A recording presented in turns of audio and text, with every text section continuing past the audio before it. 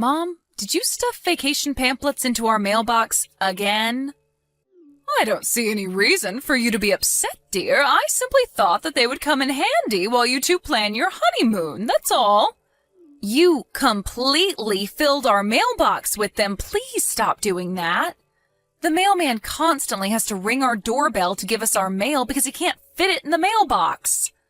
I'd rather you stop giving us those pamphlets altogether, but could you at least just set them on the front doorstep instead? I was only trying to be helpful. Regardless of your intentions, it's getting out of hand. Am I clear? Don't put them in our mailbox anymore. That reminds me, have you decided on a destination for your honeymoon yet? We're still thinking about it. Why do you ask? What? You mean you haven't decided yet? But it's been 6 months since your wedding. Yeah, well, Sam and I are both busy with work, and our schedules are pretty hard to coordinate, so... Oh, and that wedding. Even after I went to the trouble of planning a beautiful wedding for the two of you from top to bottom, you didn't use any of my ideas. I was so shocked. Weddings are for the bride and groom, Mom, not their parents. We planned our wedding the way we wanted. That's normal. Not to mention the wedding you planned was unbelievably extravagant. A $30,000 dress? $500 per plate at the reception? Who do you think we are, the Kardashians? You could have taken out a loan. Plenty of couples do that these days. I am not going to spend so much on a wedding that we're never going to be able to afford to buy a house, Mom. Look, we've been through all of this before, and I'm tired of having this conversation. I need to get back to work now. Since you were insensitive enough to disregard my wedding plans, I expect you to at least take my honeymoon plan into account, understand? My travel sense is impeccable. A vacation planned by me is worth more than money. This is our honeymoon, so we will plan it in the way we want to. End of discussion. Nonsense! You said yourself that you haven't decided on anything yet. It's clearly far too much for you to handle by yourselves. Listen, dear, a honeymoon is an important step for a new couple. It sets the mood for the rest of your marriage, creates memories that will last a lifetime. But you still haven't even decided on a location, much less transportation and lodging. Is this how you want your marriage to start, with indecision and procrastination? We're starting our marriage with thoughtful planning and deep discussion between the two of us, but thanks for your concern. We'll take a look at the pamphlets you gave us, okay? Is that enough to satisfy you? We'll see. Let me know when you've finalized your plans. I'll let you know whether or not they're up to snuff. Frankly, I'm not interested in your opinion. Excuse me? Like I said, I need to get back to work. Goodbye. Hey, Sally. I just made it to the hotel fine and got checked in. Thanks for letting me know, Sam. I hope you enjoy your business trip. I'll do my best. Travel's nice, but when it's for business, meh. By the way, I just realized that my mom sent me a text. She said you complained about her stuffing our mailbox with a bunch of travel pamphlets again. Don't tell me she was getting on your case about our honeymoon again. Yeah, she was. She took it to a new level this time, too. It looked like that mailbox was about to burst at the seams from all those pamphlets. Unreal. I'm sorry you had to deal with that.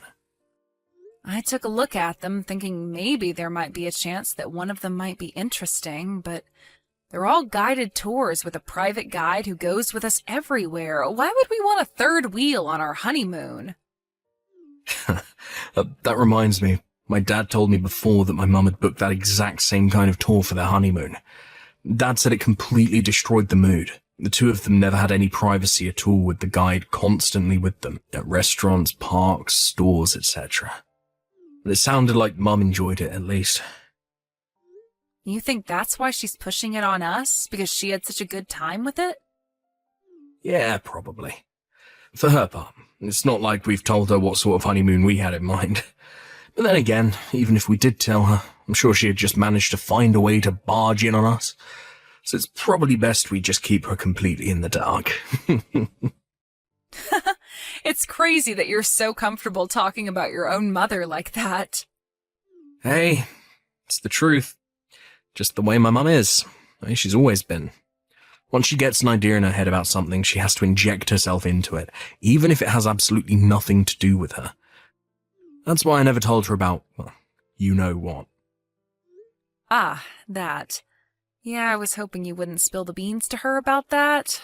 But are you sure you're okay with that? Yeah, I'm sure. I talked to my dad who knows all about it, and he gave me his blessing to keep it between us, so yeah. Let's just continue to do that. Okay, well, as long as you're okay with it. Hello there, Sally. Today's the big day, isn't it? I bet you're so excited. I know I am. Huh? What should I be excited about?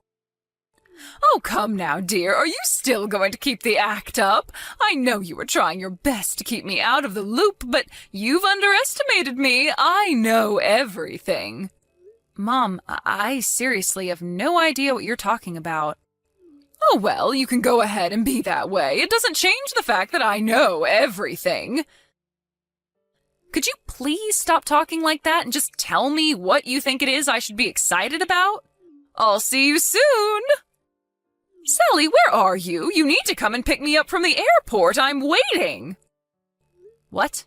What do you mean, the airport? Where are you? Okinawa! Where else? Okinawa? You mean in Japan? Which hotel will we be staying at? I hope you picked the one I recommended. The buffet breakfast looked phenomenal. You're not making any sense.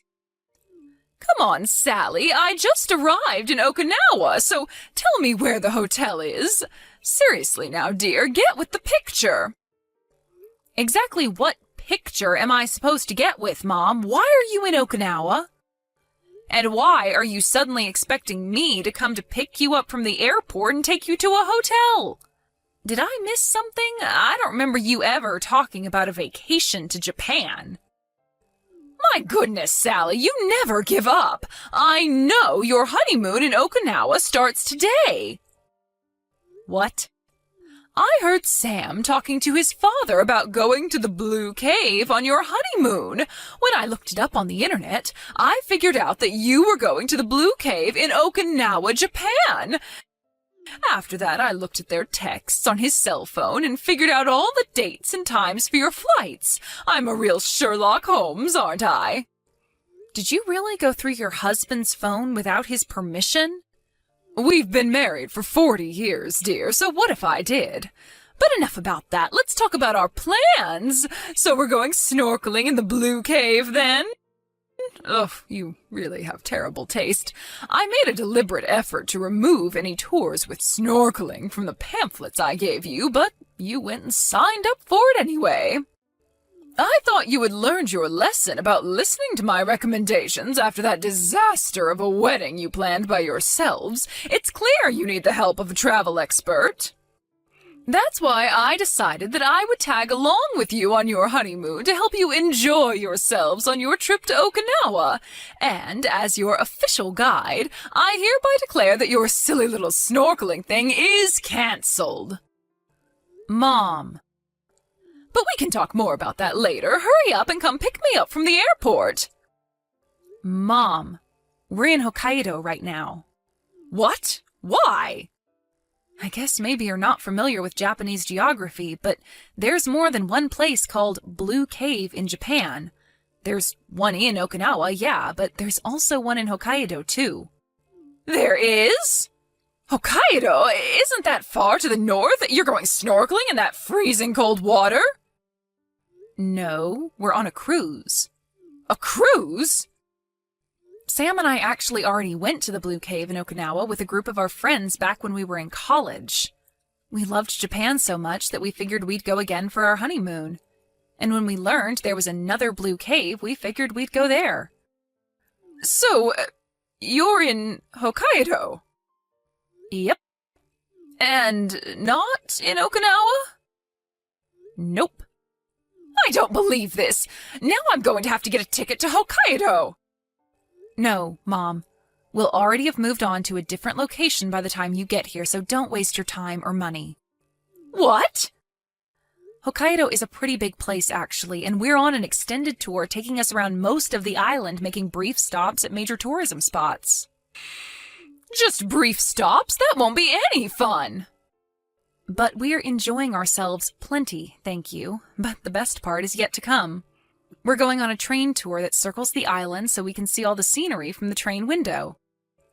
You what? How could just riding a train be fun? You can ride a train at home. Meh, to each their own. Everyone has their own tastes, different things they enjoy. We don't like the same things you like, Mom, that's all. Sally, dear, how dare you? I offered to plan your honeymoon for you out of the kindness of my heart, and this is how you repay me? As long as we're on the subject, Sam has something he'd like to talk to you about, so I'll hand the conversation over to him now. Sam? But why? Mum? Yes, Sam? I thought you should know that we moved. You moved? After our honeymoon is over, we're going to go straight to our new house. How could you? You've got some nerve dropping something like this on me so suddenly. How many times do I have to tell you? You must consult with me before making major decisions like that. Unbelievable. You always did love causing me trouble, however. I am still your mother, and I must fulfill my motherly duties. Don't worry, I'll come over to your new house to properly arrange your furniture and that sort of thing. What's the address of your new house? I'm not telling you. You're not telling me?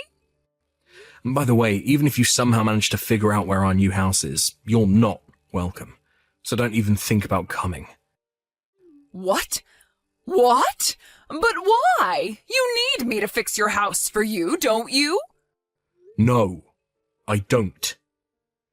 Don't be ridiculous. I don't need you forcing your opinions on me in every aspect of my life, Mum. Didn't Sally just tell you? Everyone has different tastes. We don't like the same things you like. I was just trying to be helpful. Being helpful would be offering a recommendation when we ask for one, and I wouldn't have any problem with that. But if we don't do everything exactly the way you want us to, down to a T, then you go completely hysterical. Haven't you noticed that all your friends have abandoned you one by one? Do you hang out with anyone other than Dad? That's nonsense. They haven't abandoned me. Oh, for the love... Don't tell me you didn't even notice. Surely you can't be that oblivious. Do you have any idea the damage you've caused other people with your behaviour? Don't you remember what happened with Cynthia a few years ago? She almost got divorced because of you. What are you talking about? Good grief. I don't believe you. The rumour about her having an affair? You heard one woman say she thought she saw Cynthia meeting with another man at a restaurant, and you took the liberty of telling her husband that she was cheating on him. What was I supposed to do? Let him be cuckolded? How about that time with my friend from high school? We went to the bowling alley after school one time, and so we smelled like smoke, because, well, it was a bowling alley.